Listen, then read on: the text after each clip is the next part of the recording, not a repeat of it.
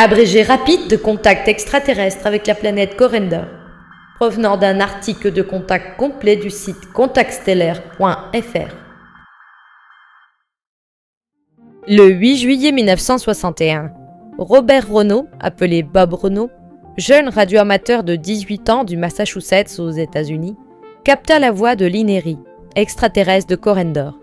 Choisi par eux pour ses qualités techniques et aspirations pacifiques, il construisit avec leur conseil un émetteur, puis modifia une télévision, grâce auquel il vit en vaisseau mère de 11 étages, et l'Inéri, paraissant 20 ans mais âgé en réalité de 74 âge mûr chez eux. Corendor, troisième d'un système de 12 planètes orbitant autour de l'étoile Corena dans la constellation du Bouvier, à 411 années-lumière, possède une gravité triple et une pression de 2,3 atmosphères. Ses habitants, humains de type méo d'1,20 m, ne peuvent vivre sur Terre sans transformer leur corps. Grâce à un portail de téléportation, ils dématérialisent leur corps, puis rematérialisent un corps adapté à chaque planète.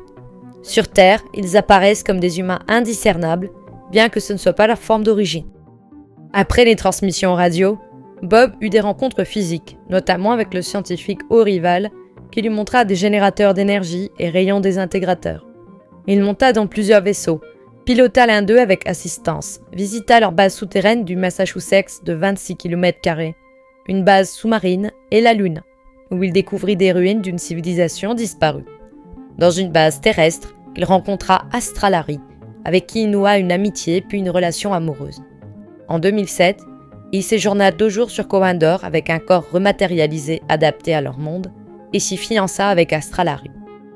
La lévitation repose sur l'alliage neutrin F, qui, soumis à une fréquence critique tenue secrète, annule champs gravitationnels, magnétiques et électriques. Leur propulsion s'appuie sur le lien magnétisme-gravité, comme le disent d'autres civilisations extraterrestres aussi. Et il recommande aux terriens d'étudier résonance subatomique et propriétés gravitationnelles des matériaux diamagnétiques. Existent 3 modes de déplacement 4D ou dématérialisés, où toute distance, même infinie, est franchie en un maximum de 7 secondes et demie pour la plus lointaine, rendant le voyage interstellaire quasi instantané proche de la téléportation. Les Corindiens font partie d'une alliance de 740 000 membres. Ils sont opposés à l'inaction de la Confédération dont dépend la Terre, qui a laissé des êtres régressifs l'influencer selon eux, et qui désinforme volontairement ses contactés. Ils affirment que divers dirigeants ont déjà été contactés par plusieurs races, dont un diplomate de l'ONU 3 fois par des Vénusiens, et que moins de 10% des contacts réels sont connus. Inquiets d'une guerre nucléaire, évoquant une planète connue d'eux détruite par un tel conflit, ils espèrent voir la Terre rejoindre un jour leur alliance, sous conditions éthiques. Bob, qui parla publiquement une seule fois en 1966 avant de se retirer face aux moqueries, rédigea 12 volumes de 500 à 600 pages sur ses contacts.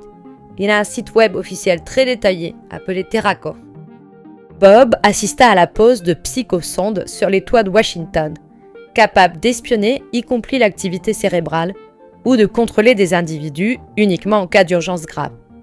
Ils téléportèrent même un des leurs en pleine réunion au Pentagone pour démontrer leur capacité. Ils pratiquent aussi l'empreinte subconsciente et la somnovision pour influencer discrètement certaines personnes clés. Les Corindiens disent nous avoir ainsi évité une guerre nucléaire. Bob visita également leur vaisseau mère Cigaroi de 16,5 km de long, celui de son premier contact avec l'Inéri, équipé de salles de téléportation vers la galaxie d'Andromède, d'un centre de contrôle aux milliers d'écrans d'espionnage, notamment du Pentagone, et de 700 chambres privées. Leur croyance repose sur la réincarnation et l'unité de tous les esprits en Dieu, énergie infinie et bienveillante. Bob apprit que son âme provenait d'une colonie corindienne installée au Tibet en l'an 970, raison aussi de son choix comme contacté.